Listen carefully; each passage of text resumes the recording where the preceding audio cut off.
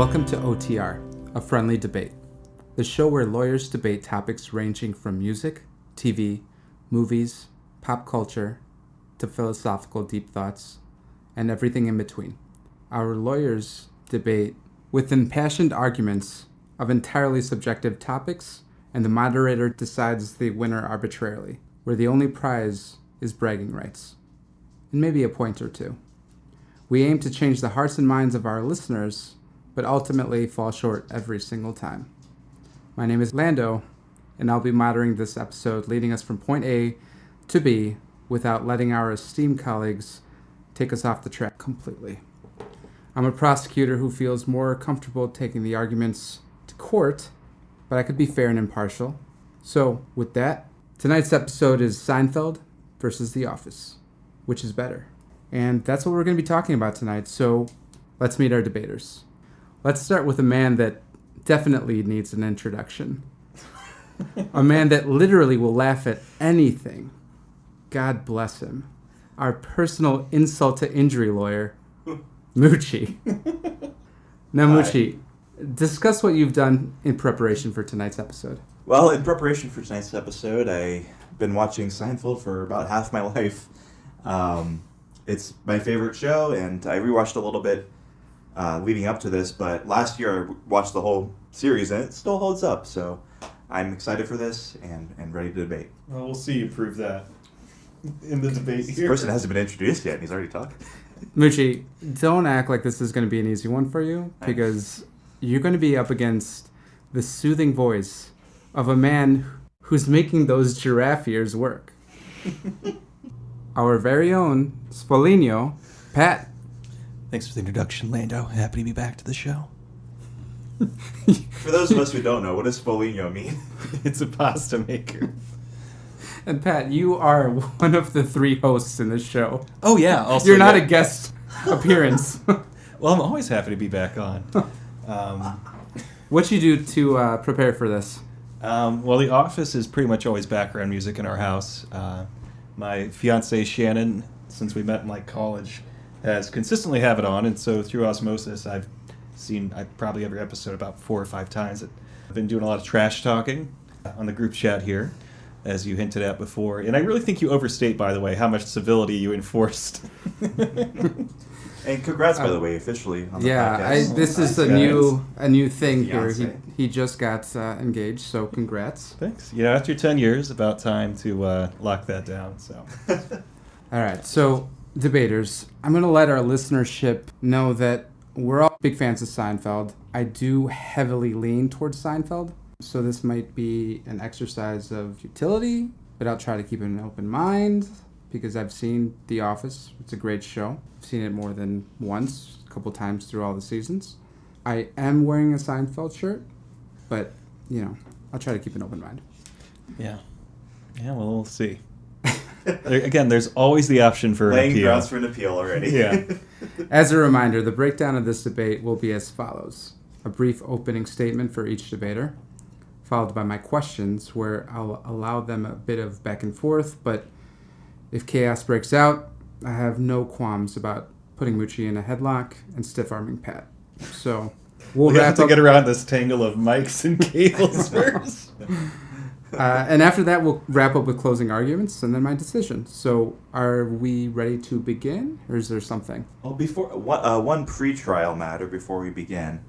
Oh, we Lord. discussed this previously, but I have a motion in limine after reviewing what opposing counsel has addressed with me, and that is... Would you care to explain what a motion in limine is to a normal person? Oh, sure. Basically to a normal person who's not to go through a ton of debt to learn what that means.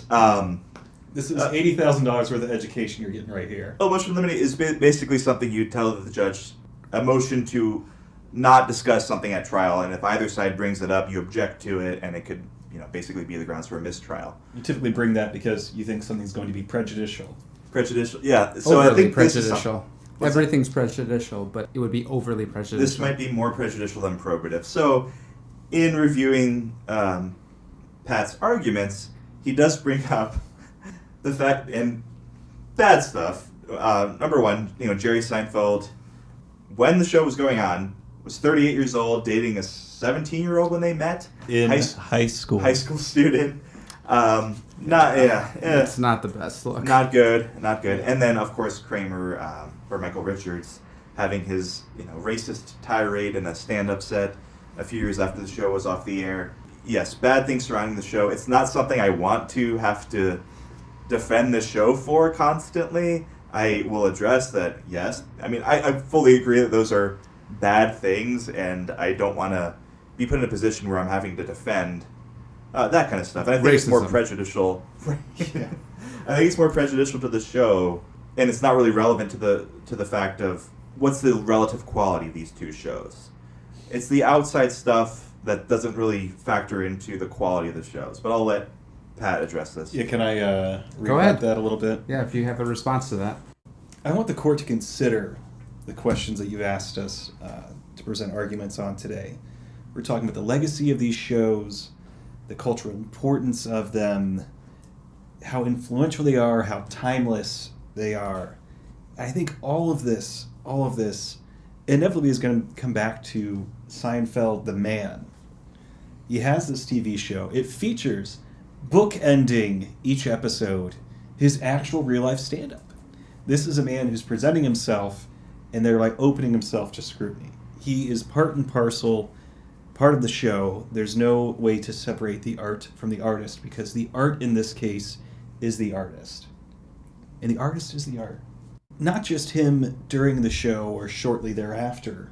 The actions of Jerry Seinfeld today, I think, really give the proper context to how the show was made. And I'm fine with discussing Jerry Seinfeld today and his, being kind of always talking about millennials and complaining about millennials. So Jerry Seinfeld, the has-been's okay, but Jerry Seinfeld, the was then. That's where you're proposing to draw the line? I'm just drawing the line because we're just trying to have a fun debate, and it's something that's more upsetting to talk about. It also puts me in a position where I have to almost feel like I'm needing to defend someone being 38 and dating a 17-year-old or, a racist stand-up set, and I'm not at all. So you admit it's indefensible. It's indefensible, yeah. But I don't want it to keep coming up in the context of the show, the relative quality of the two shows, and it's not relevant to the relative quality of the two shows. But I'll let Lando. I've made my decision. I've heard enough. I would say that while I appreciate Pat's argument, I do appreciate it. I know that your concept of you can't separate the artist from his art. Jerry Seinfeld wasn't the only one that worked on Seinfeld, the show. It is named Seinfeld. I want to remind you. Objection, Your Honor. I'm trying to make my ruling here. So while I appreciate your argument, I do think it's irrelevant as to both pieces of art, if you want to call it that. Seinfeld, the show, is something that's a collective work. There's a lot of people that went into it, not just Jerry Seinfeld and not just Kramer or whatever his name is, the actor. Michael Richards. Yeah. Big fan of it. It's also highly prejudicial, and it will not... I mean, we could spend the whole debate talking on those 2 points, and it'll just skew it in a way that's not... It's more prejudicial than probative, so I'm going to disallow any kind of further conversation regarding that. Well, Lando, I'll accept that. I also just want to say that, I'd be interested to see what the appeals court has to say about that. And any listeners who think that that was wrongly decided can feel free to chime in. We'll maybe listen to them. Anyways, with that, let's flip a coin to see who starts. Pat, you want to call it? Yeah.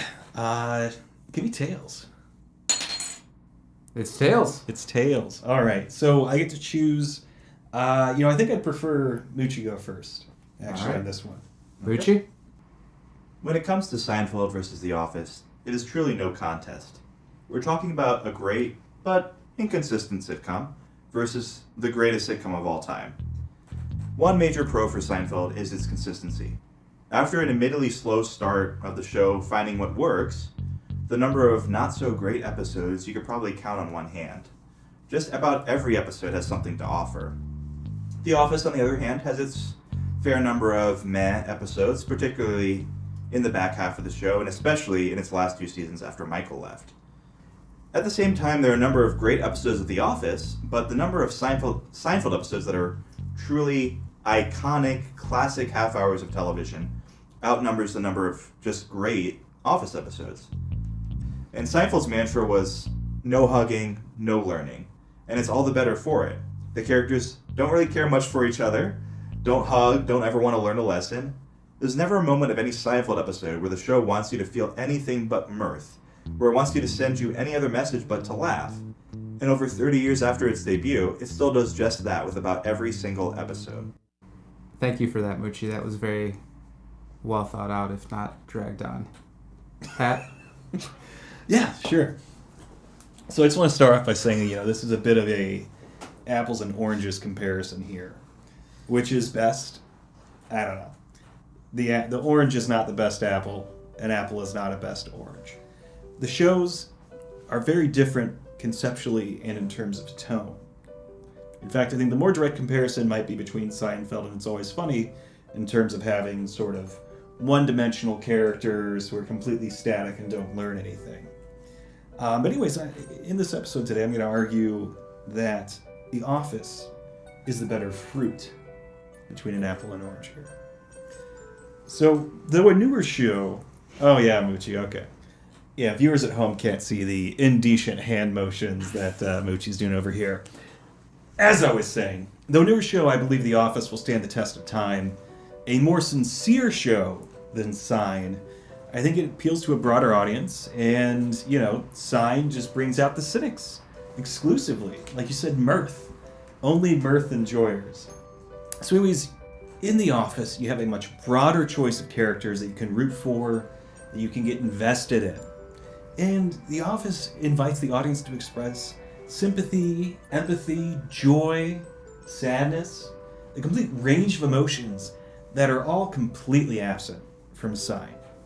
Sign is just filled with rotten characters that ask nothing of the audience. Nothing is at stake at any point. Nothing changes. It's complete stasis.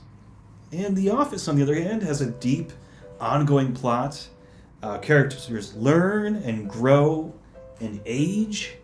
Seinfeld presents 4 characters who never learn and really only face judgment at the very absolute last minute. I think The Office is enjoyable without any question of those involved in creating it, maybe with the exception of... Counsel. I made my ruling on this.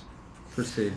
All right. Well, anyways, given choice between advertising a show with a has-been on a WCIU billboard by the highway versus a robust and complex cast of characters, I know I'm choosing to stake my claim for The Office.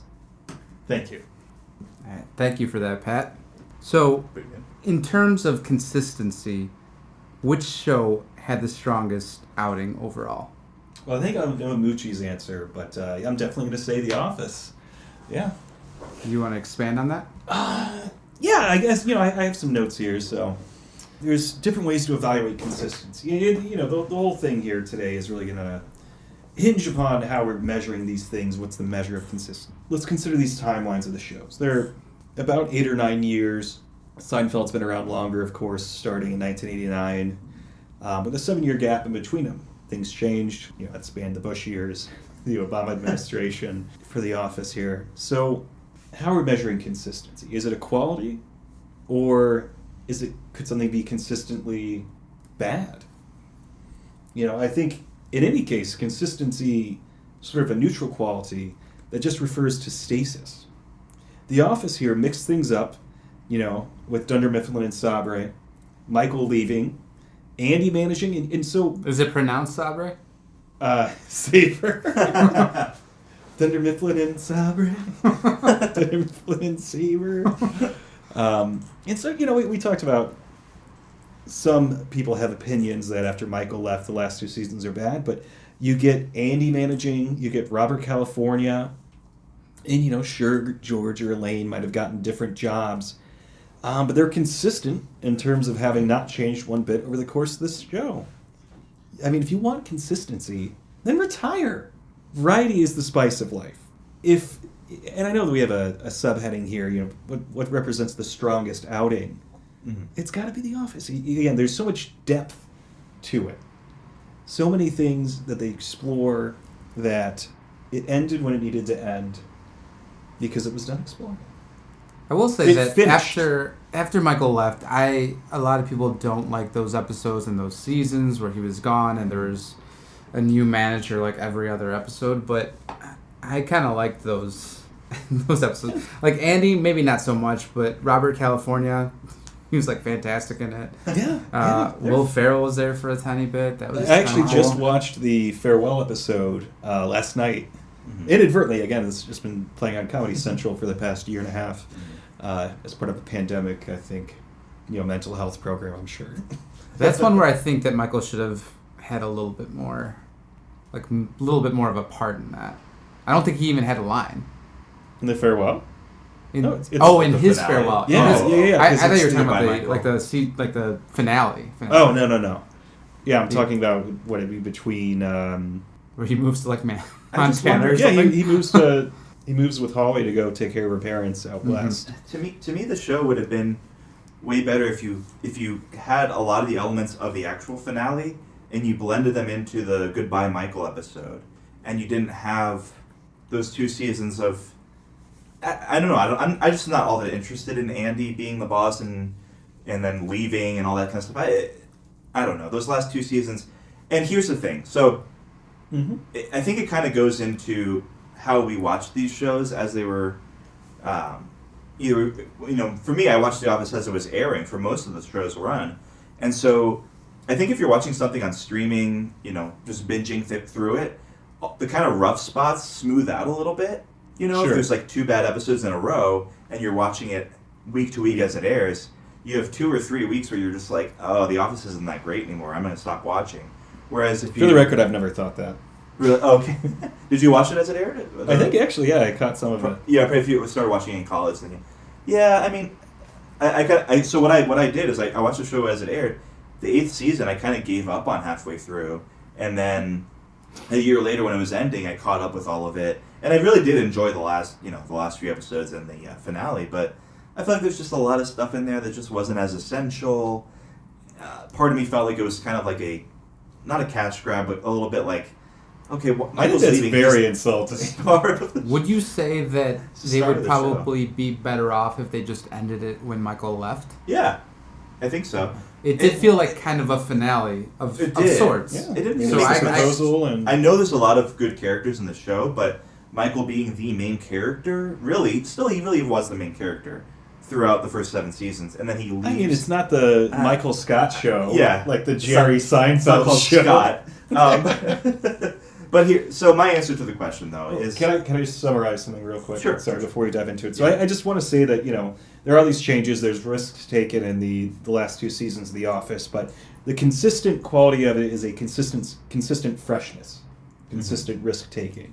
So consistency by itself, I think, means nothing, but I think that The Office has been consistent in a fresh perspective.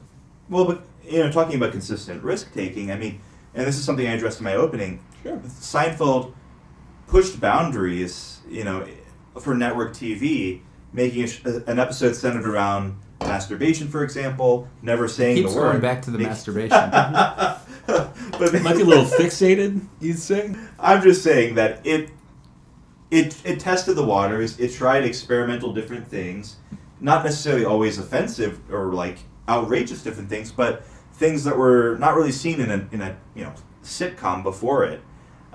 Really I've seen plenty of things in The Office that have absolutely no precedent. That's fair. No, I mean, and we're talking about 2 great shows. We're not comparing Seinfeld versus Friends, as we addressed earlier. Yeah, but I think we thankfully left that out of this episode. But yeah, If there was we a could solid just- 20 minutes of shit talking. If we could just stay away from how much everybody in this room hates Friends. I don't think I This is hate the first Friends. episode. I used to love it, but I just don't, it's just like I don't really. Maybe care we to should rewatch do which show is worse for like Friends and something else. Maybe, yeah. But okay, so to answer this question though, there's really no doubt in my mind that it's Seinfeld. Seinfeld just we can compare the 2 shows pretty evenly in terms of number of seasons. Both have 9 seasons. both have first seasons that are, I think, 5 or 6 episodes each. So kind of iffy starts to both of them. But Oh god, the first season of Office was actually terrible. I can't deny that. there's Same some with good ones, Seinfeld. Just though. the UK There's one. some- Same with Seinfeld, though. I would Get say. Yeah, Ricky Seinfeld's- Gervais out of there. BJ Novik taking his place.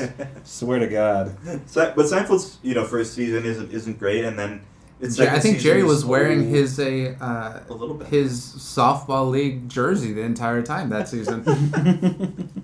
Never watched it. But after that kind of like iffy start, it gets really good. I mean, it becomes the best show I think on television probably ever.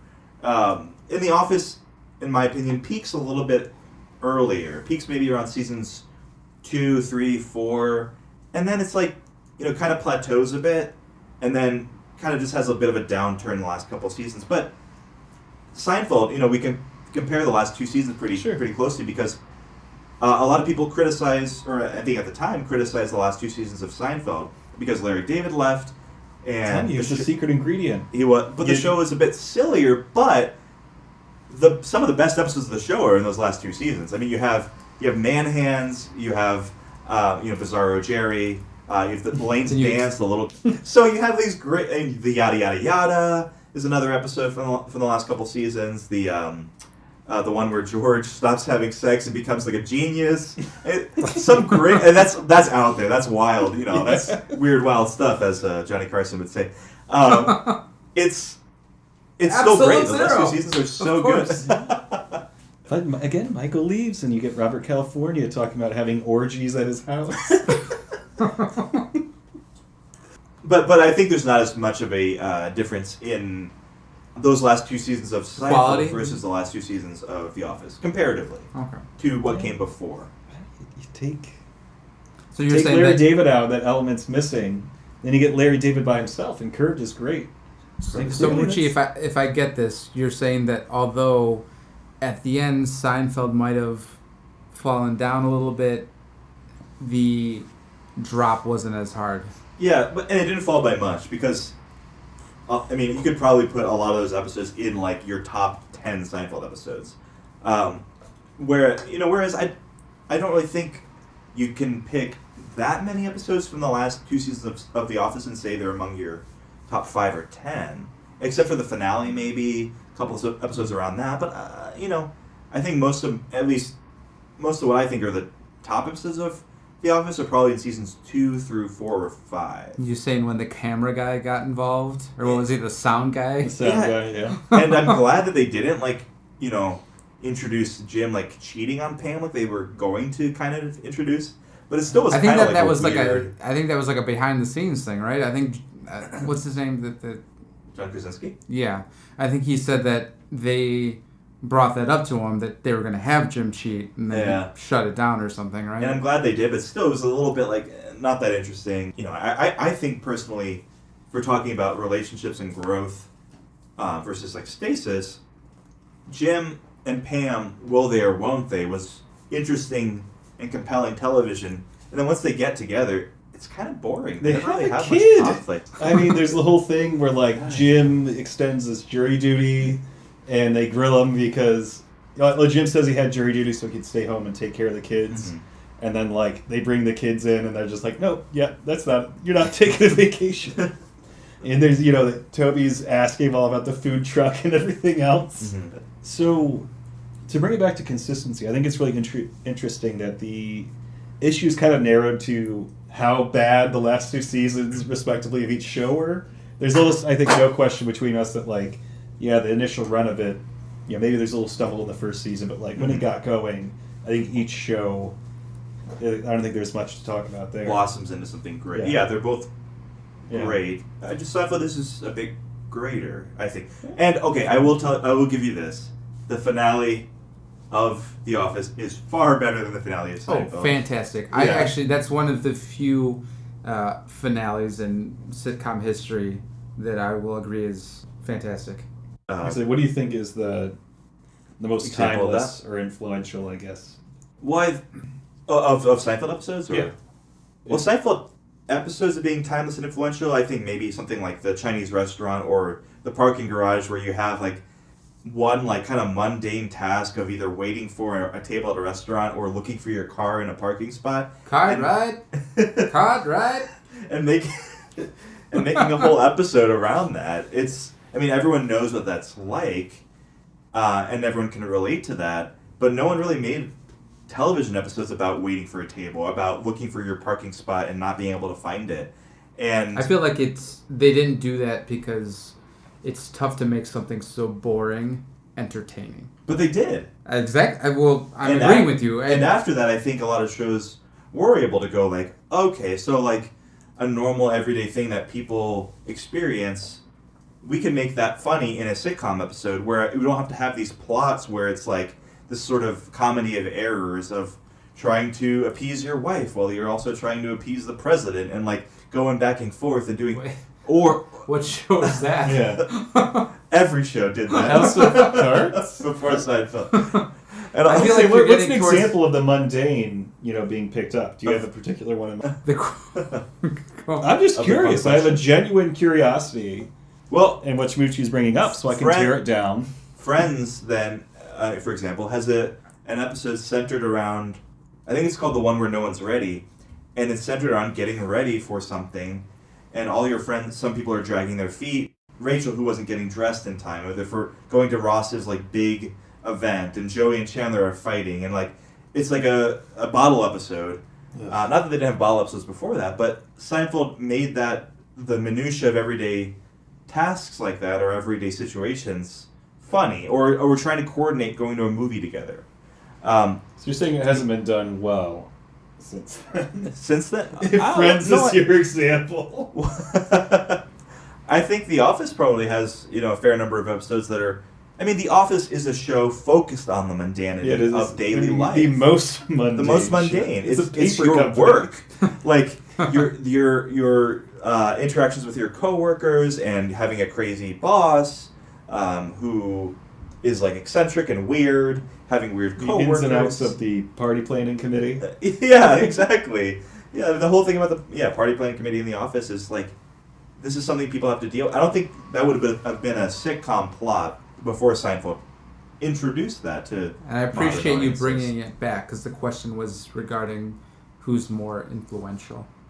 Influential is Seinfeld because, you can say part of the reason. It's almost like the Beatles. Like, they came first, so everything after that is bringing something from it. And that's also, there is that kind of a phrase or kind of belief that Seinfeld isn't funny anymore because when you watch it now, you're like, what's the big deal? Like, this seems like everything about it has been taken and used in so many other shows that it doesn't seem unique anymore. But when it came along, you had things like Full House, where it just was like saccharine and like it was just families kind of resolving a conflict and learning something at the end of the day. Seinfeld, there's no learning. There's no there's no like big lovey-dovey hugging moment. It's just focused on being funny.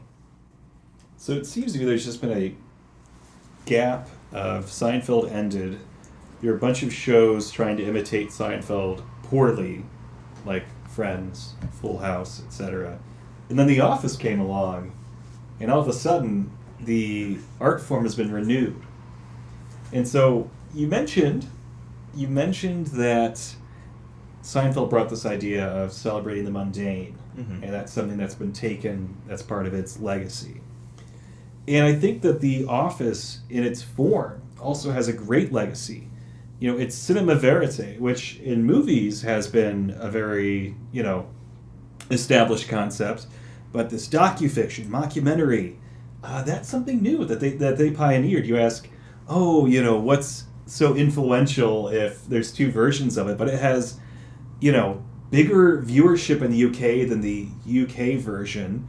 And I think, you admitted this in your opening, but the progeny of Sign is maybe curbed, but Larry David, that's just Larry David being Larry David. The Office opened this space for shows to explore, like Parks and Rec, Brooklyn Nine-Nine, there's no M in 9.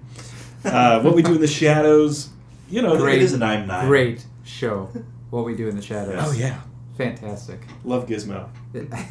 But I don't think any of that would be around in the form that it is without Seinfeld.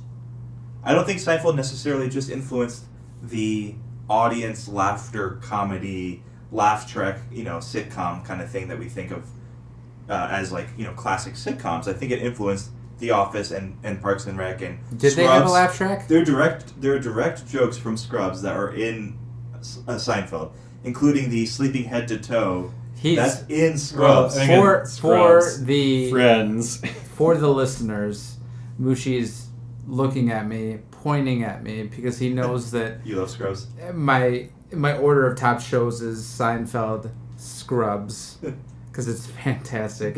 He's trying to directly appeal to me in terms of Scrubs now. But I use it as an example too of not just a sitcom like laugh track sort of Friends or How I Met Your Mother or like Frasier or something. And like now he's bringing up one of my other favorite shows. So He's trying to sneakily just put in all of my favorite shows I'm not. to try to. I mean, you're better than that, Mucci.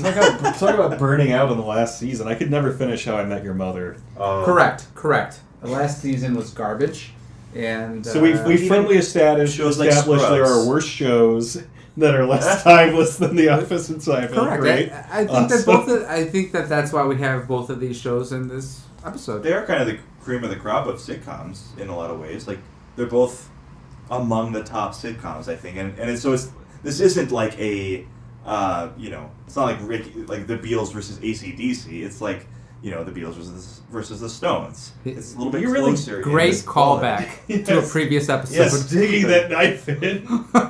Which I won. I'm going to appeal that. Mark my words. No, I think that's correct. I mean, Seinfeld and The Office is a better matchup than Seinfeld and Friends, and I asked you guys if that was a better show, Seinfeld versus Friends, but then we kind of all agreed that Friends doesn't really match up. It's not. Yeah. So, I mean, I never. I've seen maybe one full episode of Friends. I never could get into them. So, but I think going back to your question and like the not just influence but the timeless quality of them is a bit of a different question in a way and a different answer. And The Office came along quite a bit later. I mean, not so much later than Seinfeld, but ended in 2013 versus ending in 1998. It's kind of the world was in a different place between those two time frames. There's still innovation to be had, though. The Office explored, multiple, like a multimedia approach to it. They had the whole internet accompaniment to it, and now you have fucking season 20 of The Walking Dead and podcasts and stuff that come after it.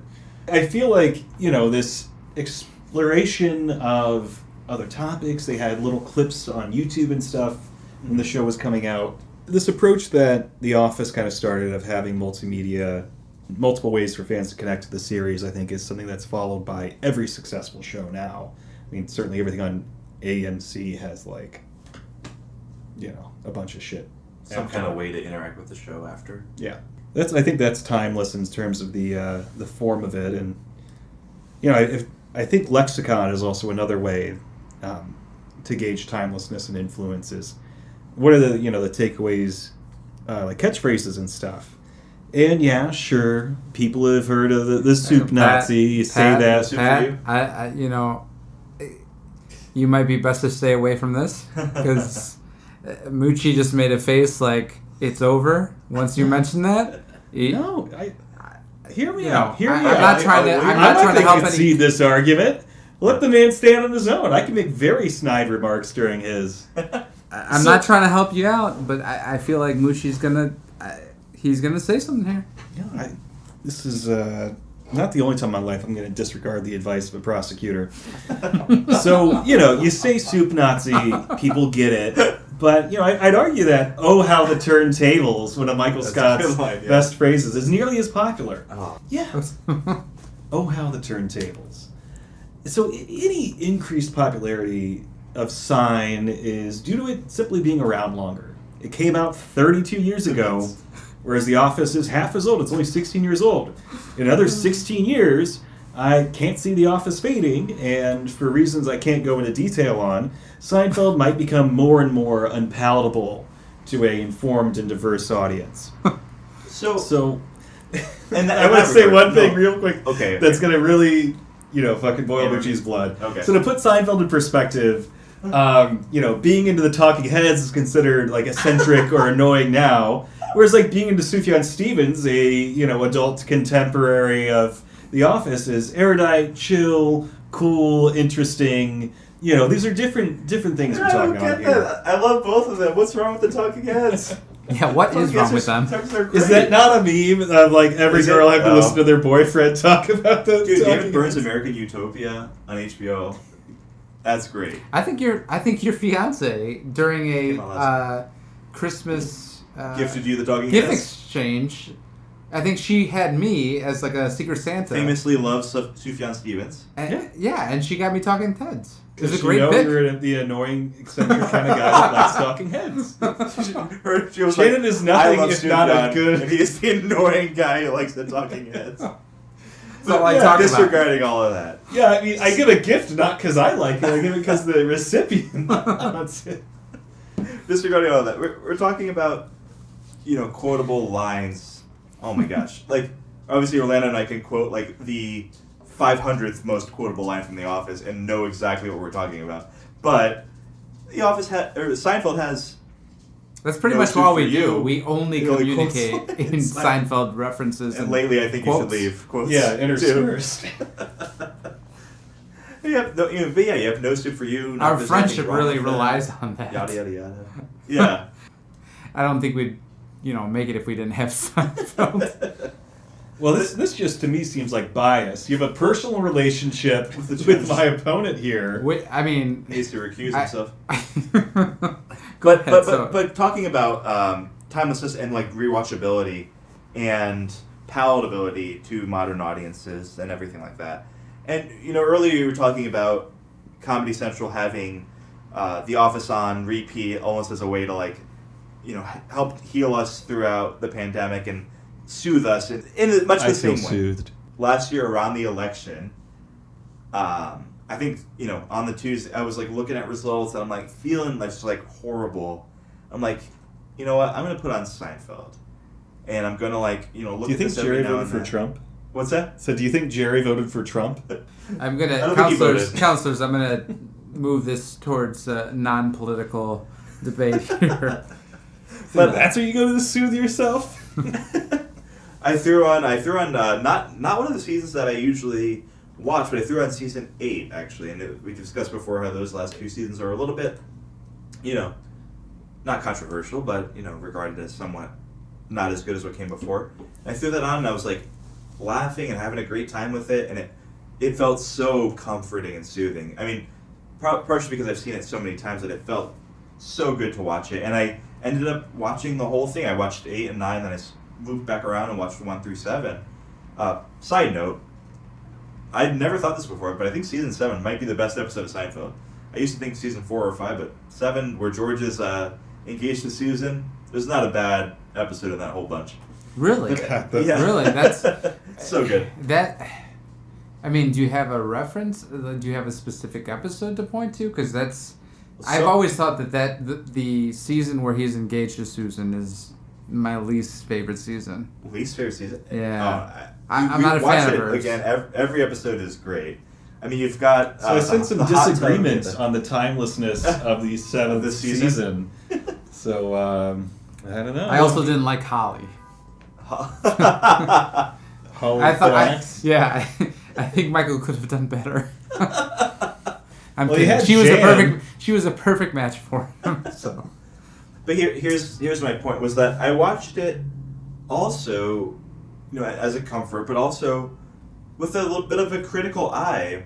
I wanted to kind of just examine it and see what holds up, what doesn't, what's dated and what's not. And So it's a here's some problematic fave, is what you're saying. in some ways, but in terms of 90s shows in particular, really not very problematic at all, in many ways. So here's some of the criticisms I had of the show when I did watch it last year. Very kind of heteronormative. It's very white. The Office does have it be on the diversity in terms of its main cast, of course. And also depth of characters. Jerry Seinfeld just has these girlfriends that are practically faceless, nameless. I don't remember anything about any of them. Whereas, the characters in The Office are actually allowed to have some depth to them that I think was, there's these two-dimensional characters, Hey. What does The Office have if not opening up the ability for the entire cast? These faceless characters, their careers skyrocketed after that show. That's true. There's a lot of... You're talking Who do we about, have? Michael could have done better. Jerry's like, oh yeah, I could totally have dated this 9 or 10. Well, it's Jerry fucking and Jerry George and Seinfeld. Elaine, they all date a number of people.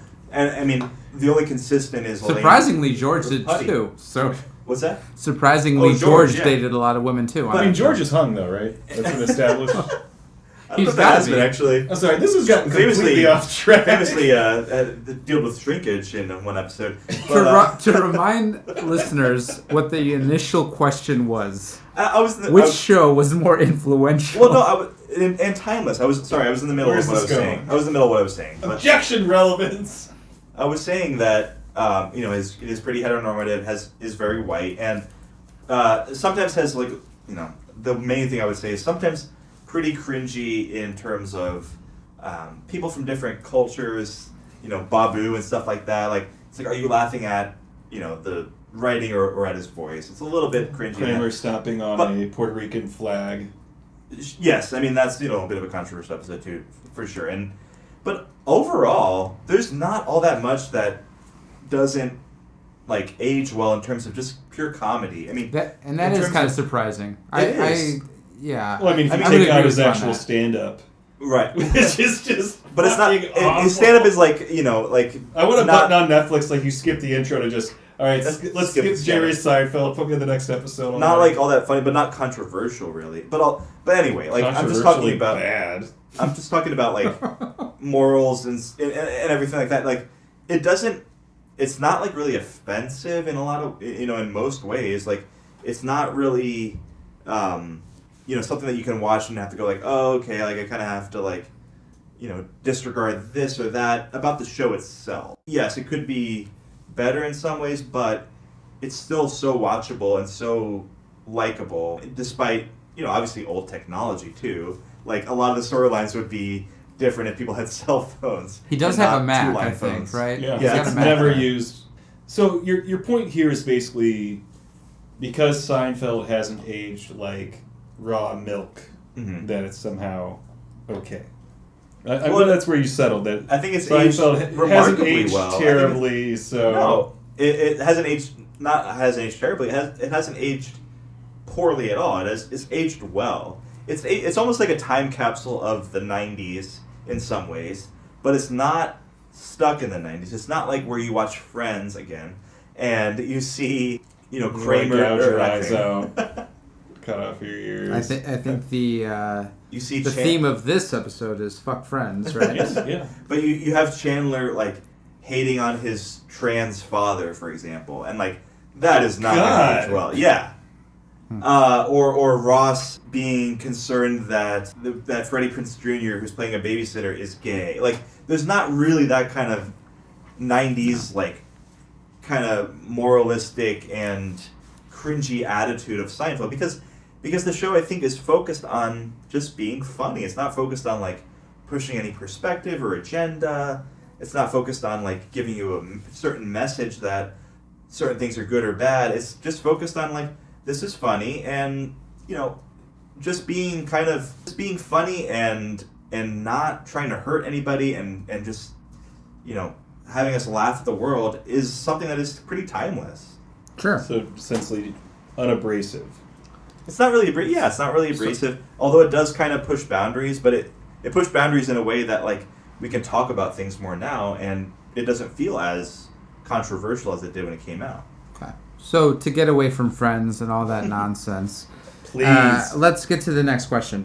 Who out of these two shows has the best characters? And we'll start with Pat because Mucci kind of went on for a little bit. This is gonna. I mean, all this is devolving into our favorite characters, but I think The Office gives you a variety. I think in terms of being better, the variety of characters that you get to choose from to get invested in. Michael, again, Robert California is one of my favorites. Creed, who every time he's in an episode is just a look into a world that you can't help but want more of. Stanley, Kevin, Daryl, Aaron is great. So there's something for everyone. I think that giving the audience a choice to pick a favorite is something that's great. Personally, in Sign, I can relate to George. He's definitely my favorite from there. But watching The Office, I actually get invested in successes, failures, and redemption of the characters. Particularly Daryl. His story just really kind of stood out to me. And, like I said, the mystique of Creed. So, I think that the variety, for me, is what does it. Daryl and Creed, because they just really kind of stick out to me, really draw me in. Variety is the best character, and variety makes it the best characters. I have my favorites. I will say that watching The Office, I always think like, oh, who are my favorite characters in The Office? And there's just certain episodes that bring out why that character's funny. Mm-hmm. Like Daryl, he'll have certain remarks or certain kind of scenes that just make him hilarious. Mm-hmm. And Creed is always just like a kind of like, who the hell is this guy? www.creedthoughts.gov. It's so funny. Is he a murderer? Like, what was he doing on Halloween? Like, what? Like, these characters that are all side characters, pretty much. He speaks Chinese. They're, yeah. Fluently. They're fantastic characters in this big ensemble of main characters for the show. So I think it all works very well, which there's a lot of sitcoms out there that don't really work with this large of a cast of main characters, because they're all really main characters. You do have a larger cast of main characters. I think that's why Seinfeld falls short, is because there's only 4 of them, and they're supposed to be despicable. And if you don't like them, or you find like one character annoying, that's so much more of the color of the story. There are no 4 main characters in sitcom history that are more iconic than those 4 characters. Yeah, true. I hate everyone in Friends. Anyway, continue. But not to mention the pretty deep bench of secondary characters that does rival The Office in terms of scope and number of characters that are iconic. Yeah, all of Jerry's girlfriends that we know so much about. But you got Newman, you have Banya, you have Putty, one of Elaine's boyfriends. You have Mr. Peterman, you have Jerry's parents, you have George's parents, who are absolutely hilarious, So, we're all Seinfeld fans. Who's your favorite secondary character? Secondary character? Oh, definitely Newman. Yeah. Pat? You can't really beat. It's probably Putty. Yeah. To be honest. It's a little more obscure. Something about him just really stuck out to me. Putty? The Moyle is oh, absolutely a fucking riot. The fucking Moyle. You have this character that's literally in one episode. He's in one episode. It's hilarious. And he makes such a big impact. That's the thing with Seinfeld, is you have the ability to explore all of these different great character actors that show up in Seinfeld that are later famous. You have a number of people from Breaking Bad that were in Seinfeld, like Bryan Cranston. Yeah, of course, Tim Whatley, Bryan Cranston, and I think. What are you, an anti-dente? Skylar was in Seinfeld, dated Jerry, and also... She was one of those nameless actors. Yeah. Sure had a name. They're barely two-dimensional. They may as well be one-dimensional. Okay, going back to that, though, I think that is part of the point of Seinfeld, is in making fun of relationships and dating, and, the weird little things that you experience in dating, the little pitfalls and the quirks of other people. And the weird thing where no one knows anything about my girlfriend because she's just a face. That's not... Don't talk about Shannon like that. we know Shannon very well.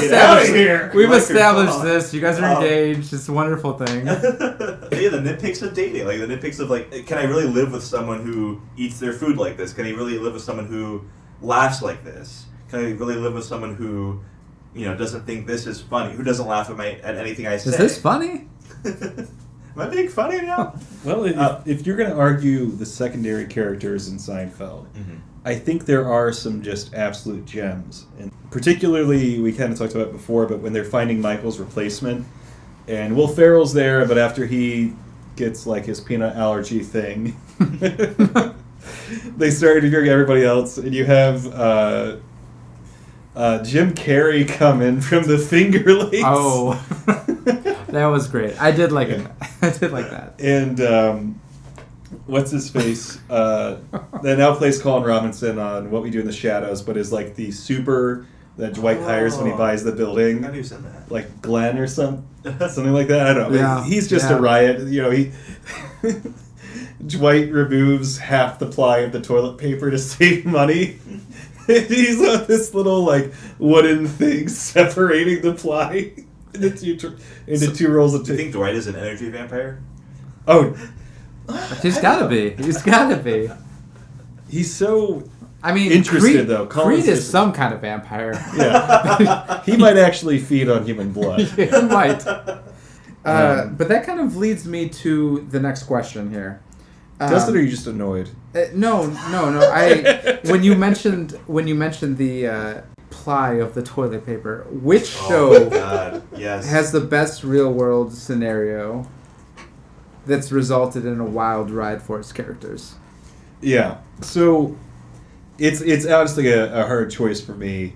As far as a wild ride, the dinner party I think is just fucking absurd. Or possibly the Which Michael one was Scott- that? The dinner party. So it is, in my mind, the deepest look ever into Michael and Jan's unhealthy relationship. They decide to have a little dinner party, so Michael and Jan have... Is this before the boob job? No, this is after. After. She's This already is quit. after. Michael shows off his flat screen TV. Yeah. This is after the boob job and during her intern or something that she was Post, may or may not have been post-intern. seeing. She like shows off his album, right? Yeah. Okay. So they have like Jim and Pam there for this party, and so Who else was there? Paint the scene. well, there's Dwight who brings his babysitter, and he's like, "What? You said I didn't have a date. That's why I couldn't come. So here's my date." And so Jim's like, I have so many questions for you because she like raised Dwight from when he was a baby. But By yeah, the way, that does have one of my favorite Michael Scott lines where he's drinking the wine I think that Jim and Pam brought, and he says, has a bit of an oaky afterbirth. So they give him a tour of Mike's condo, and he's like, oh yeah, this is like Jan's room, and she's like making candles or something. And so he's shaking down his guests to invest like $10,000 in Scents by Jan. And then they just are constantly bickering the entire time.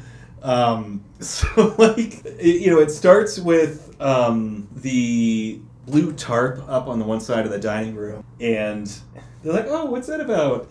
And Jan starts getting to Michael. He's like, yeah, Michael just kind of ran through it. He's like, hey, the window's very clean. Couldn't happen to anybody. She's like, yeah. He's like, they basically imply that he's like a dog that can't see like glass.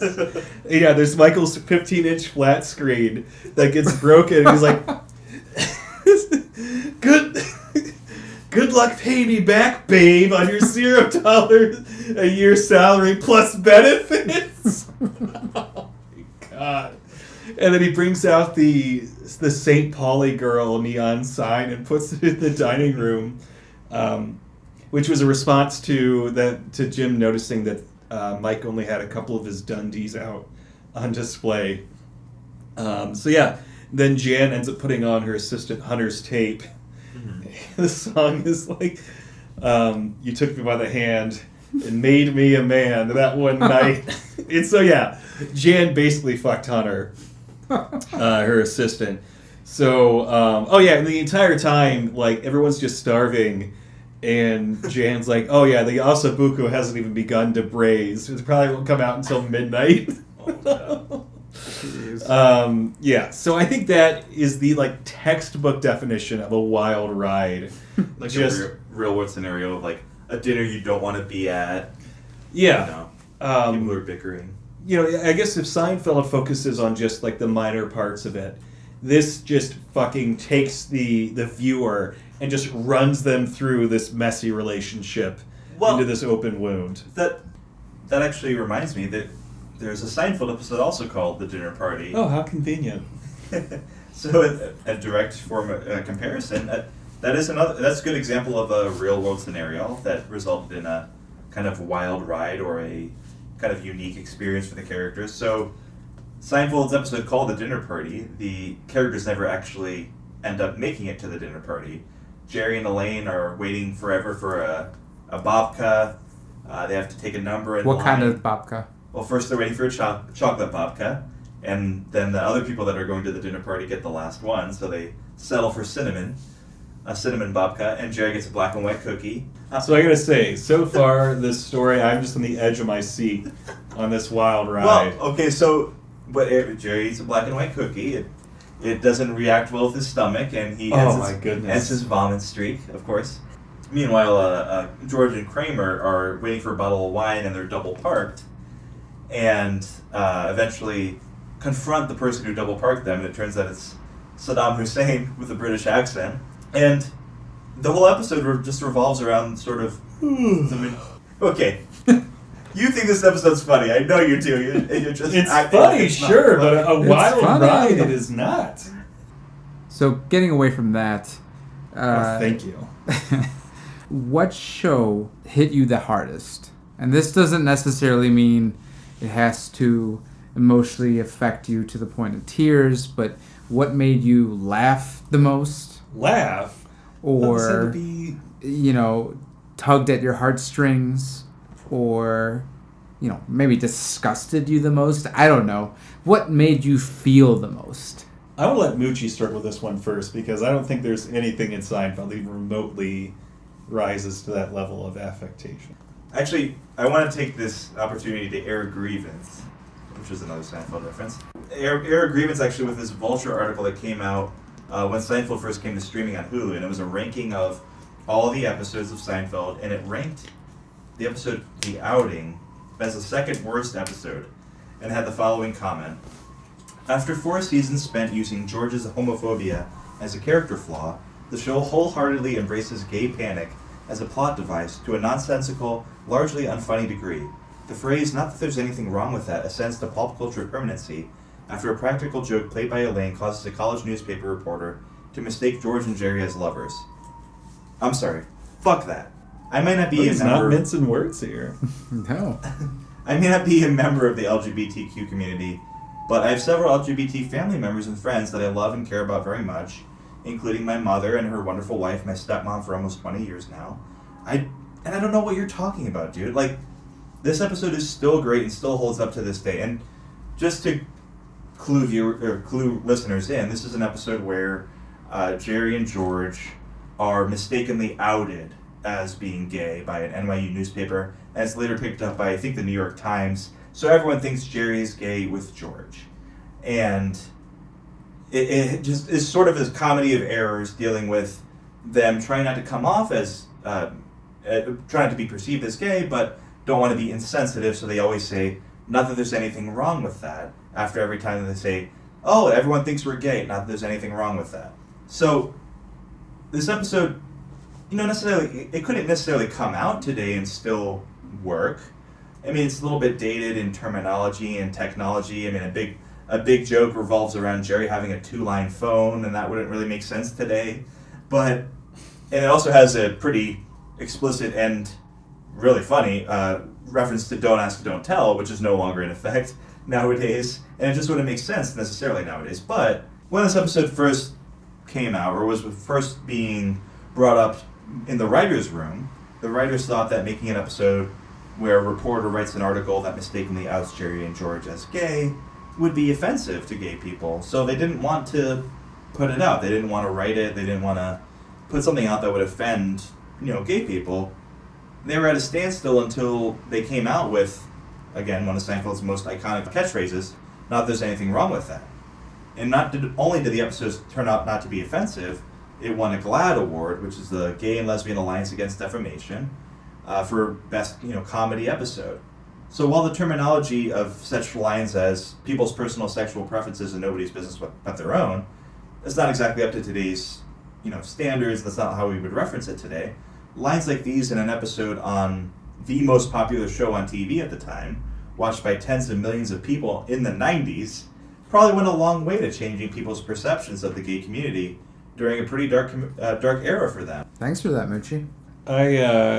I don't want to come off as a complete asshole here. Uh-oh. But low bar at the time, that's saying not that there's anything wrong with that, is what it takes to be progressive.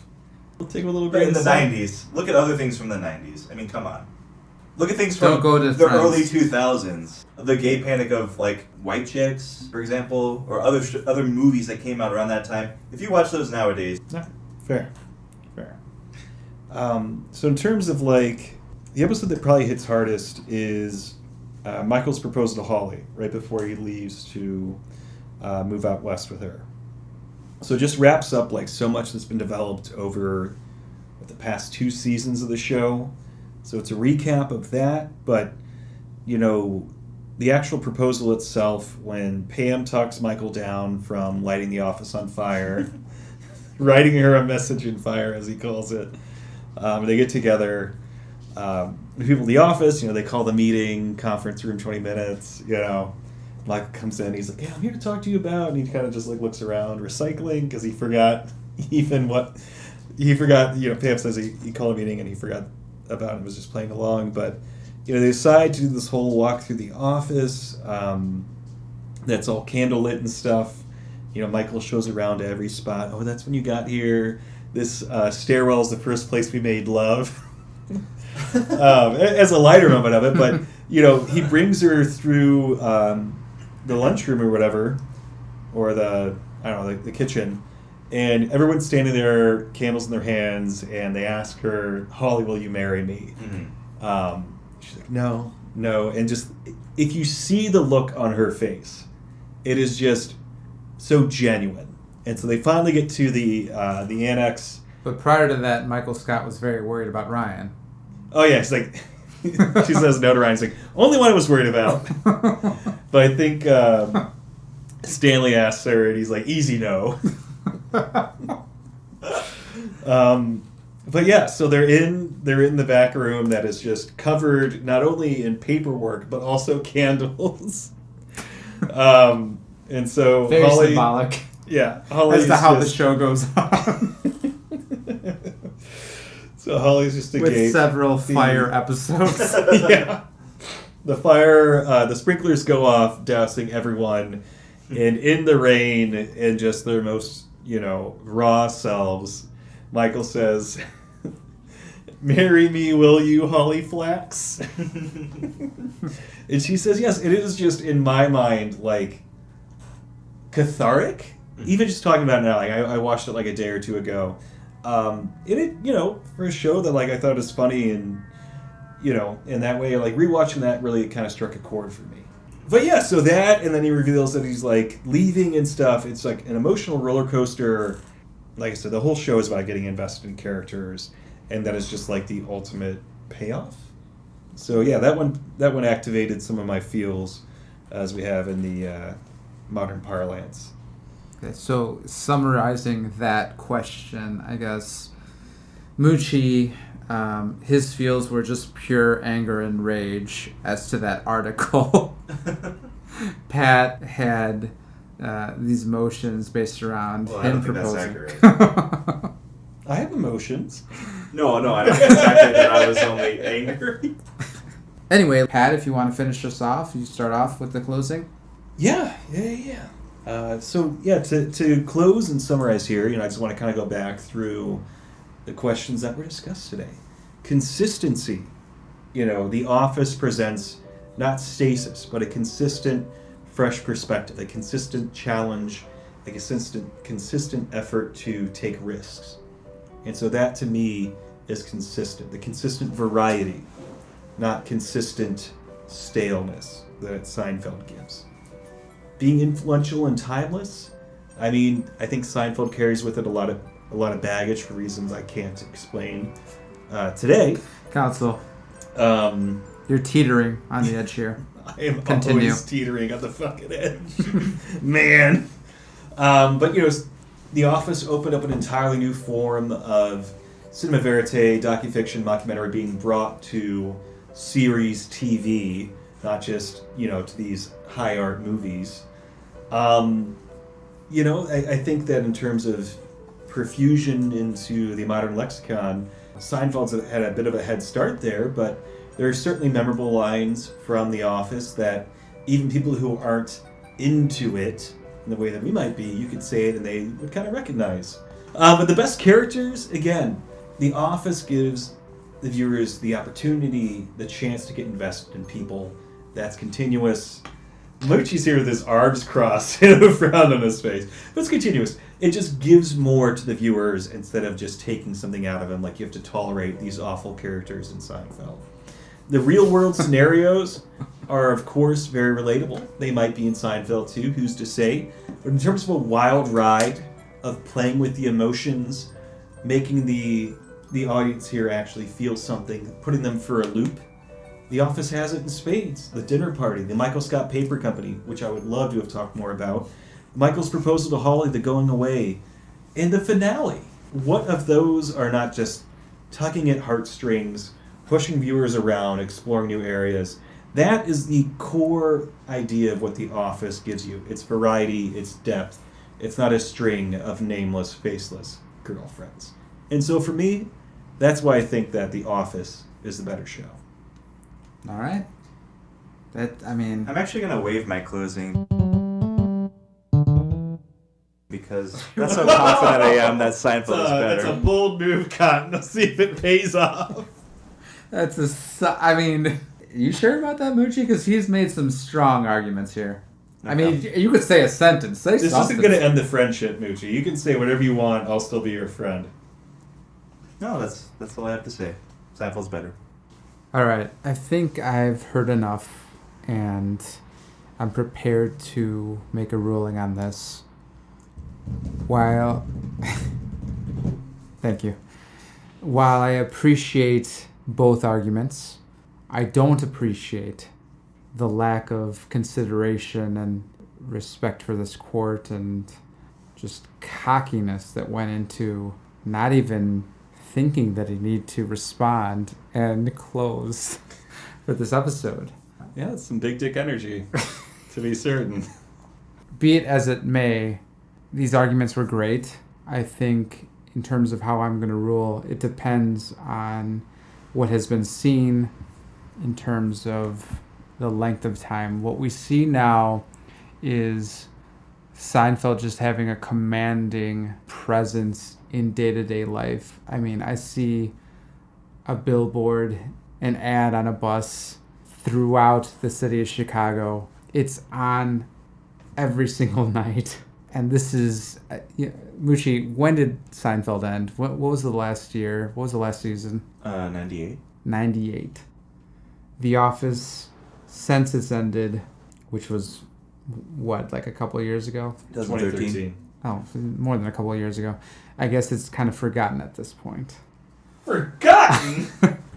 I will say, Pat, you did an amazing job, and it really brought out a lot of things I liked about The Office. It's making me want to rewatch The Office more so than Seinfeld, because Seinfeld's just kind of always on. That sounds like a compelling argument. It's a very compelling argument. So it's actually tougher of a decision than I thought it was going to be, just because I do lean more Seinfeld, but just based on everything that Seinfeld has to offer. And just, it's an older show, but still is more, I guess, relevant within The Office still. It's going to have to go to Mucci and Seinfeld. This is unprofessional bullshit. I cannot believe the amount of notes I have typed up. And that's why the emotional analysis. I was. In that's the closing, what I'm I saying. didn't This is a sham. If it makes you feel bring better. a closing to the table. All the notes I didn't get to were the closing I didn't do. I think Because he I kind of didn't read. have to. I think he read the moderator's face, and he knew which way it was going to go.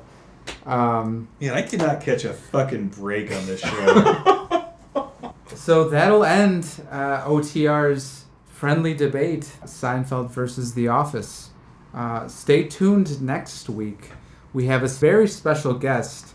Our friend Maddie's going to join us in being a guest debater. So stay tuned.